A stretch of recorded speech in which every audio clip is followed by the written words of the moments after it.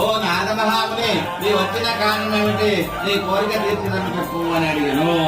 అందులో నాదుడు శ్రీనివాసుని చూసి జగద్రక్షక, భూలోకంలో మానవులు నానా విధమైనటువంటి కష్టాలను అనుభవిస్తున్నారు, మరి వారికి ఆ కష్టాలు ఎలా తొలుగును, అందుకు ఏదైనా ఒక ఉపాయం తెలిపండి స్వామి అని ప్రార్థించను.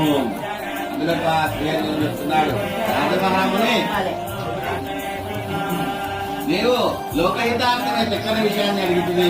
అందులో ఒక వ్రతం కాదు, అది శ్రీ సత్యనారాయణ స్వామి వ్రతము. ఆ వ్రతాన్ని భక్తి శ్రద్ధలతో ఆచరించిన వారు ఇహలోకంలో సర్వేశ్వరమే కాకుండా పరముగా మోక్షం కూడా పొందుతారు అని చెప్తున్నాడు.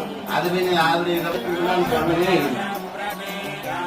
నమస్కారం చేసుకోవలేదు.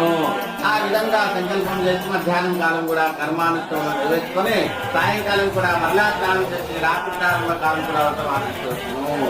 పూజా స్థలంలో గోమయం కలిపి మొదలైన 5